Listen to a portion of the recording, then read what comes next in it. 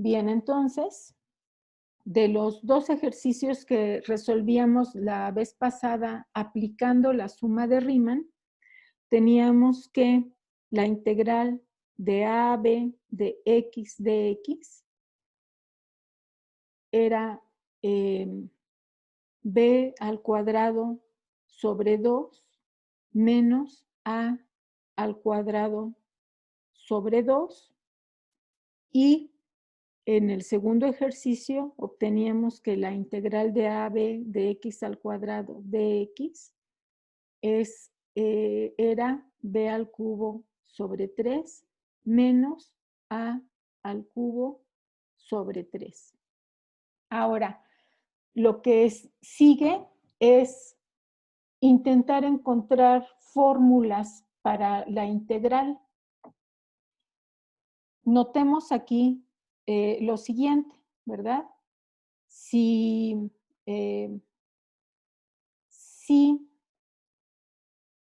f de x es x al cuadrado entre 2, entonces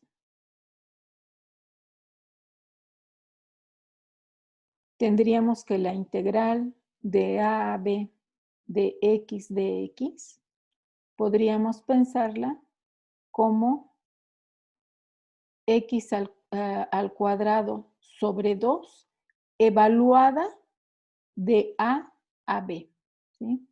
Entendemos esta última notación como esta función la evaluamos en b y le restamos a. B al cuadrado entre 2 menos a al cuadrado sobre 2. ¿Sí?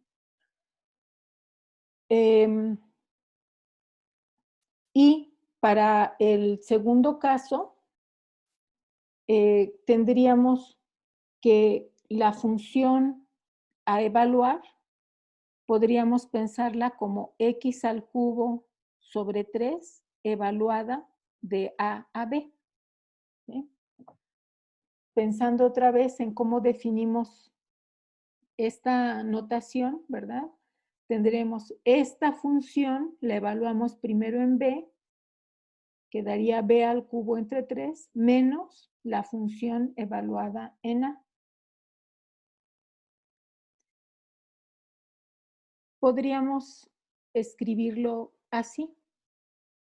La integral de a b x de f de una función f de x dx es igual a una función f de x mayúscula evaluada de a a b, tal que,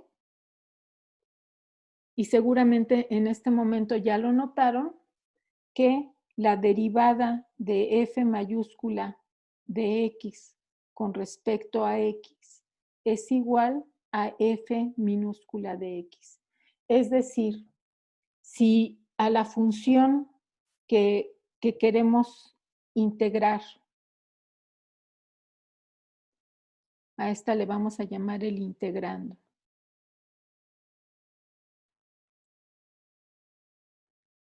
Y a la función f mayúscula, la integral. Entonces, la derivada de la integral es igual al integrando.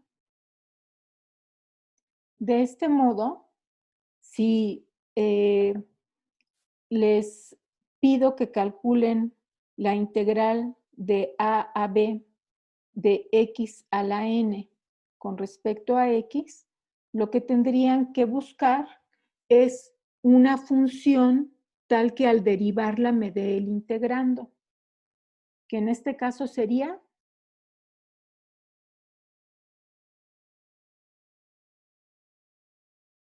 x a la n más 1 sobre n más 1. Claro, porque recuerden que si derivo esta función, el exponente baja y al exponente le resto 1, ¿verdad? Entonces, cuando lo escriba como coeficiente, se va a anular con el denominador y cuando le reste 1 a este exponente va a quedar x a la n. Y si evalúo de A a B, entonces tendríamos que el resultado de esa integral sería B a la n más 1 entre n más 1 menos A a la n más 1 entre n más 1.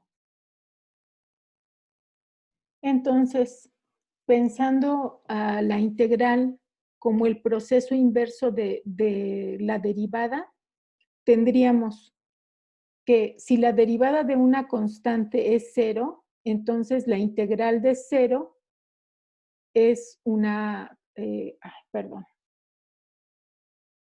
Entonces la integral de 0 es una constante. Aquí nada más me estoy fijando en que la derivada de lo que llamo la integral sea el integrando. En este caso, en las funciones que vamos a revisar, en todos voy a agregar una constante. Esa constante se le llama la constante de integración. ¿Y por qué se agrega? Porque la derivada de una constante es 0. Entonces, si lo único que estoy verificando es que la derivada de la integral sea el integrando, debo de considerar una constante. Si lo que quiero es la integral definida y entonces indico los límites de integración, entonces no es necesario agregar esta constante porque incluso piénsenlo así, aunque la agregara, cuando evalúe la función en B y luego le reste la función evaluada en A, la constante de integración se cancela.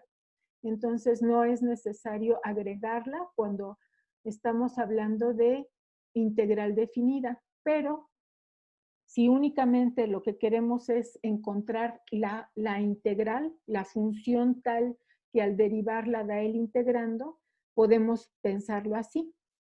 Entonces, la derivada de x con respecto a x es 1. Significa que la integral de 1 con respecto a x es x más una constante de integración. Si en vez de la constante 1 tenemos una constante b, entonces su integral va a ser b por x más la constante. Si, bueno, ahora, aquí, estas son más bien propiedades de la integral, que enseguida las revisamos. Y pensando en ver a la integral como un proceso inverso a la derivada, ya tenemos esta fórmula, ¿verdad? Que si la derivada de x a la n es n por x a la n menos 1, entonces la integral de x a la n, en vez de restar un 1 en el exponente, va a ser sumar y el proceso inverso de multiplicar es dividir. Podemos verificar que la derivada de esta función es justamente el integrando. Si la derivada de seno es coseno, entonces la integral de coseno será seno más una constante de integración. Y si la derivada de coseno es menos seno, entonces la integral de seno será menos coseno más una constante de integración. Y tenemos las otras funciones que sabemos cuáles son las derivadas, incluyendo la exponencial, que la derivada del exponencial es la misma exponencial, y entonces la integral del exponencial también va a ser la exponencial más una constante. La integral de 1 entre x va a ser el logaritmo natural del valor absoluto de x, porque recuerden que el logaritmo, el dominio del logaritmo son los números reales positivos, por eso el valor absoluto. Y cuando la base es distinta de E, en el caso del exponencial, sabemos que la derivada de b a la x es b a la x por el logaritmo de b. Entonces, si en la derivada se está multiplicando por el logaritmo de b, en la integral tendríamos que dividir entre el logaritmo de b. De este modo tenemos nuestras primeras fórmulas de integración. Aquí todavía faltarían algunas reglas o fórmulas de integración, ¿verdad? No escribí las fórmulas para seno hiperbólico, coseno hiperbólico, para las funciones inversas de las trigonométricas, arcoseno, arcotangente, etcétera. Pero podemos leerlas, ¿verdad? De derecha a izquierda, ¿sí? Si tomamos una tabla de derivadas, para las correspondientes integrales, tendríamos que leer las fórmulas de derecha a izquierda, es decir, calculamos la integral del resultado en las tablas de derivación y la integral sería, en este caso, la función que en las tablas anteriores estaba siendo derivada. No sé si me di a entender, chicos, ¿sí? O los confundí, ¿no? ¿Todo bien? Yo no entendí esa parte, maestra. Sí, a ver. Si en las tablas de derivación tenemos, por ejemplo, la derivada de una función f con respecto a x y esta es f de x, entonces, cuando integremos f minúscula de x con respecto a x, lo que vamos a obtener es la función que antes derivábamos, ¿verdad? Más una constante de integración. Este último, digamos que es el resultado en general. Entonces, ¿cómo estoy leyendo cada una de estas fórmulas? Seno, en las tablas de derivadas, que seguramente en cálculo diferencial las justificaron, teníamos que la derivada de seno de x con respecto a x es coseno de x.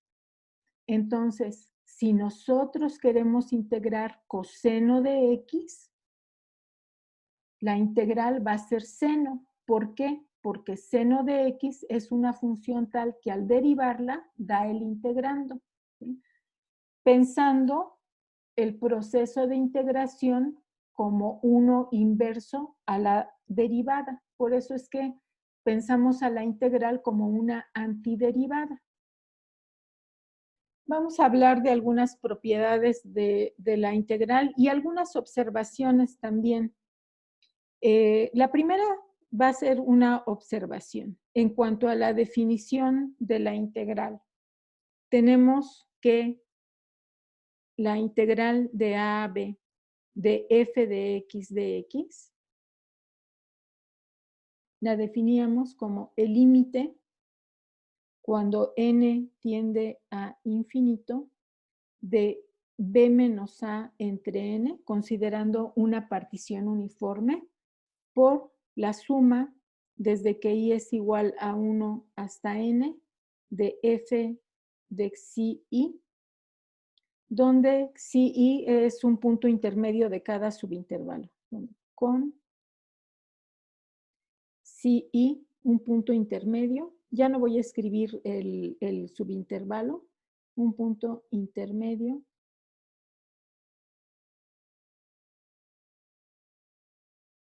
en cada subintervalo.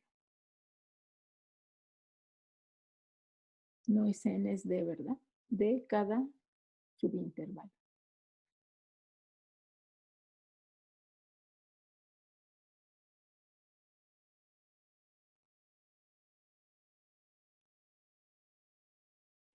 Bueno.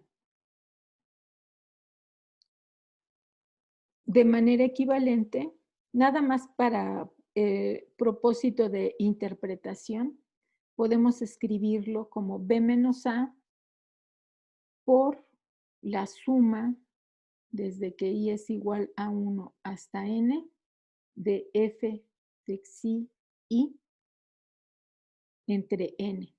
Aquí N no está variando, N es fija, ¿verdad? La que está variando es la I.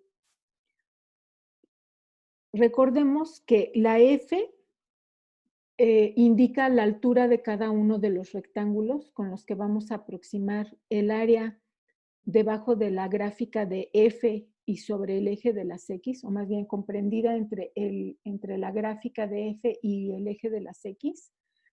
Y entonces, si hacemos la suma y dividimos entre N, ¿qué estaremos calculando? Piensen en lo siguiente, para que se den una idea. Vamos a suponer que F es la altura de cada uno de ustedes, ¿sí? Por ejemplo, uno de ustedes mide 1,80, alguien mide 1,60, si yo estoy dentro del grupo 1,59 y así, ¿no? Nos vamos. Y si luego dividimos entre el total de personas que estamos en el grupo, ¿qué obtendremos? El promedio. El promedio. Entonces, en este caso, podemos interpretar esta suma, la suma completa, ¿verdad? Esta suma como una altura promedio.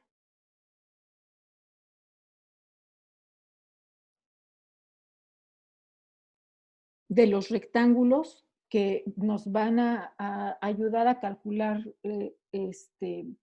la integral, ¿verdad? O el área entre la gráfica de la función y el eje de las X en un intervalo AB. Si esta es una altura promedio y lo multiplicamos por B menos A es la longitud del intervalo en donde estamos calculando. Geométricamente, ¿cómo podríamos interpretar esto? ¿Como el área de qué? Tenemos una altura promedio y una longitud de un intervalo. Como un rectángulo, ¿no? Sí, ¿verdad?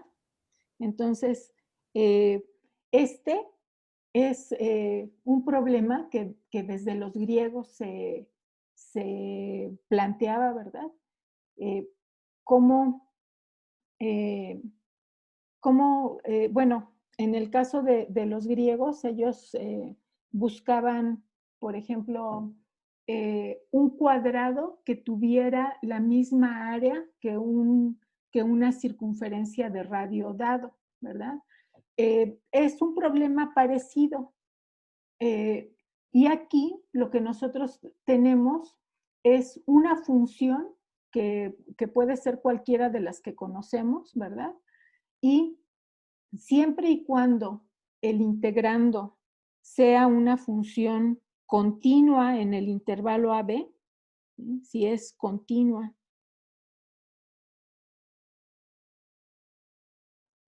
en el intervalo cerrado AB, podemos calcular esta suma. Y esa suma, geométricamente, es equivalente al área de un rectángulo en donde estamos promediando todas las alturas de esta función y multiplicándola por la longitud de la base, que es B menos A. Esta integral es la definición de la integral de Riemann. Estas sumas que estamos calculando aquí son las sumas de Riemann.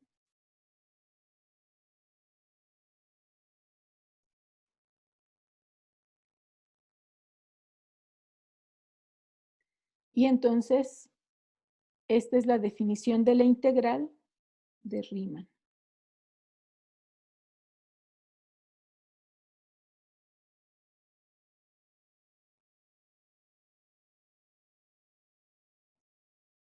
Hay otras definiciones ligeramente distintas de la integral. De alguna de ellas, por ejemplo, alguno de ustedes lo mencionaba en la primera clase, ¿verdad? Que, por ejemplo, en vez de calcular esta integral como la suma de áreas de rectángulos, también podríamos calcularla como la suma de las áreas de trapezoides. Bueno, eso daría pie a el cálculo de la integral de una manera un poco distinta, aunque equivalente. Ahora, propiedades de la integral.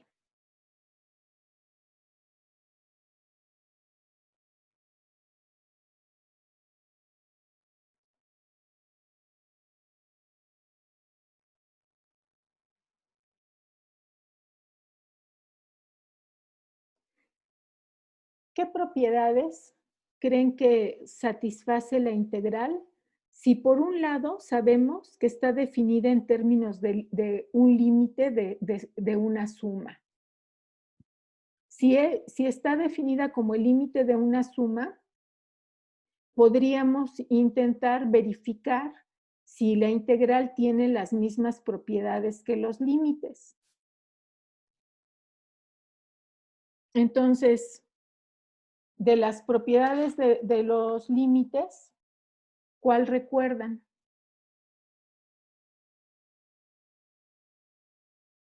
¿No?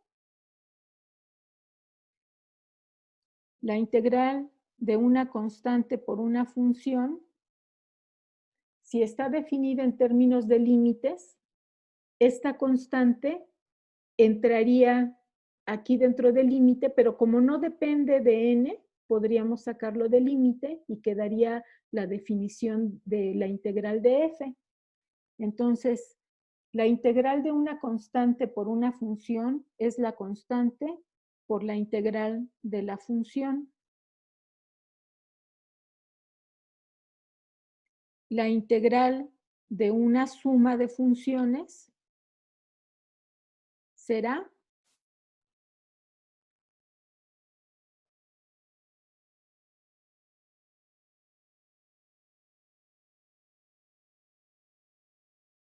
la suma de la integral de la suma de las funciones.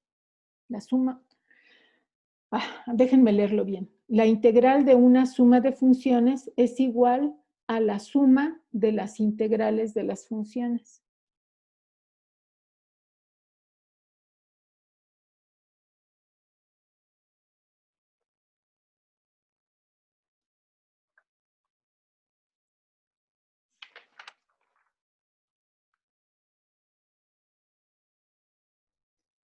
Luego tenemos estas otras propiedades que voy a enunciar enseguida. Si f de x es una función integrable. ¿Qué significa eso de integrable? Que la función es continua en el intervalo en el que queremos integrar, ¿verdad? Si una función es integrable,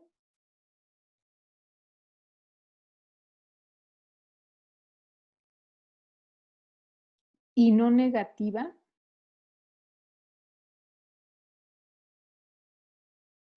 pensándola geométricamente, significa que la gráfica de la función está por encima del eje de las x, y no negativa en el intervalo AB.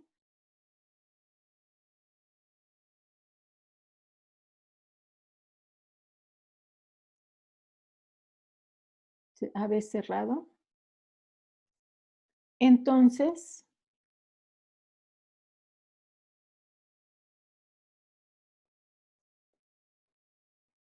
la integral de A a B de f de x debe de ser mayor o igual a 0.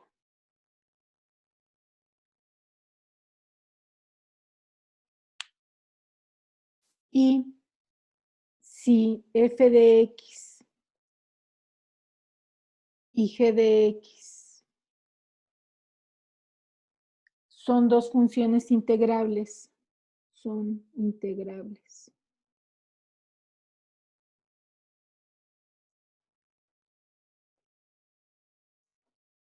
En el intervalo cerrado AB,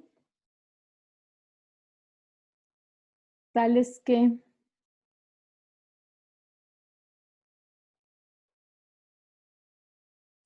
f de x es mayor o igual que g de x para cualquier x en el intervalo AB, entonces, ¿quién me puede decir cuál será la conclusión? ¿O cuál esperan que sea la conclusión?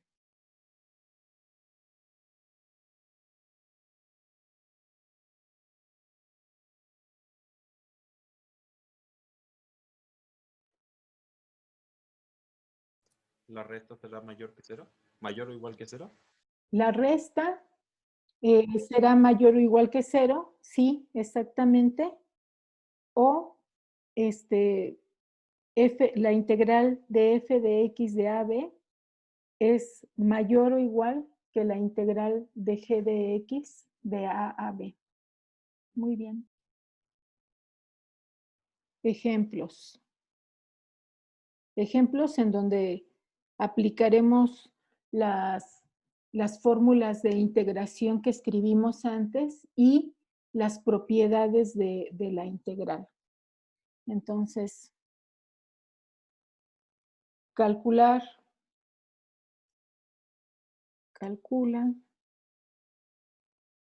la integral pensándola como antiderivada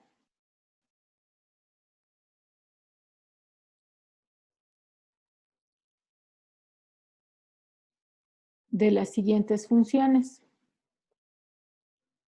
La primera sería la integral de 1 a 4 de t al cuadrado menos 1 diferencial de x. Diferencial de t, perdón. En este caso la variable es t. ¿Quién me da el resultado? Una función tal que, como la integral de una suma de funciones es la suma de las integrales, bueno, integramos término a término. Denme una función tal que su derivada sea t al cuadrado.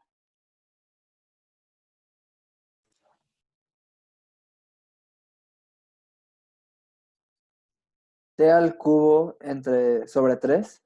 T al cubo sobre 3. Y le vamos a restar una función tal que su derivada sea 1. ¿X? Ajá. En este caso, ¿no? En este caso t. Y la vamos a evaluar de 1 a 4. Entonces, evaluamos la función primero en 4, que da 4 al cubo entre 3 menos 4. Y a este resultado le restamos la función evaluada en 1. 1 al cubo entre 3 menos 1.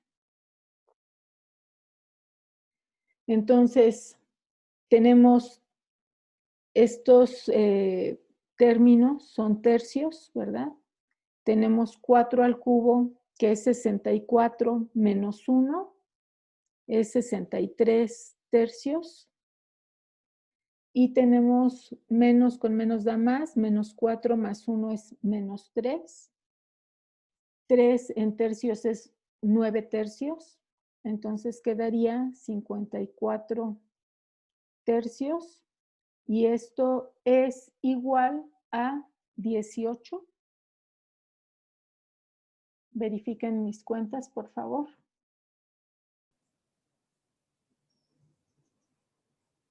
La integral de 2 secante cuadrada de x más x a la cuarta diferencial de x es la constante sale. ¿Qué función conocen cuya derivada sea secante cuadrada? Tangente. Tangente. Entonces sería por tangente de x. Y denme una función tal que su derivada sea x a la cuarta.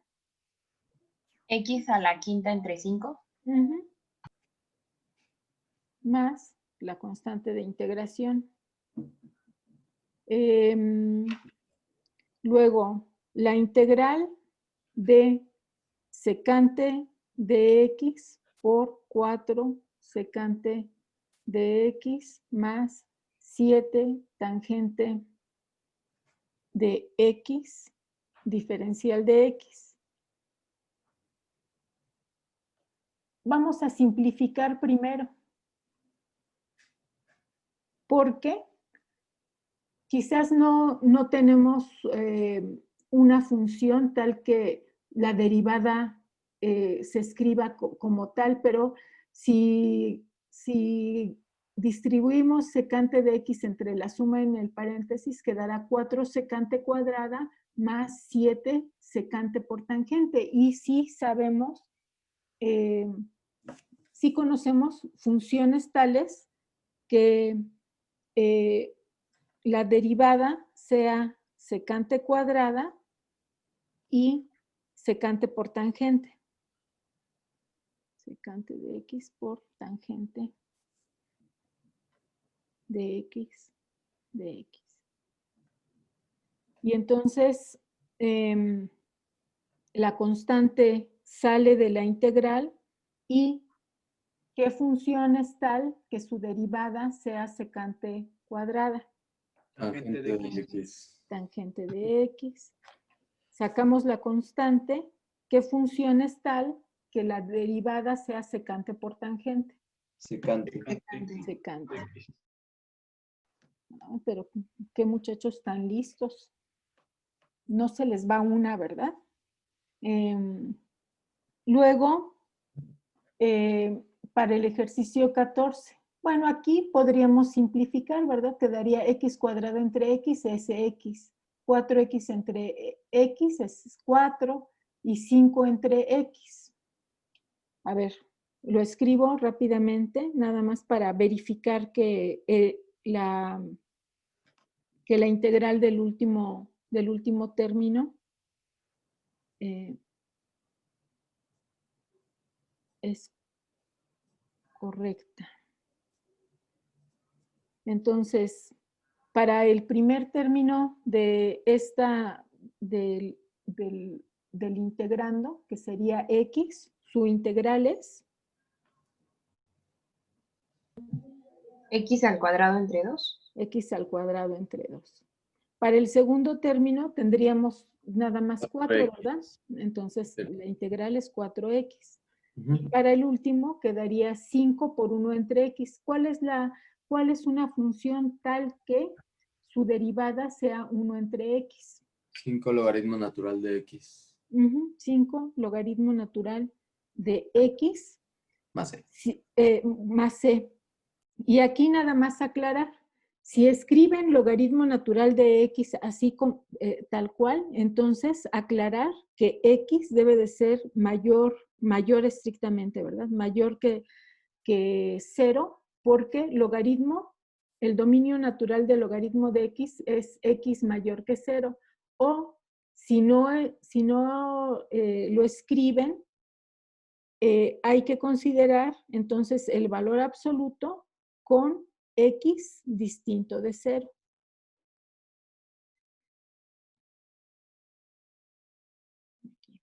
Con x distinto de 0. Luego,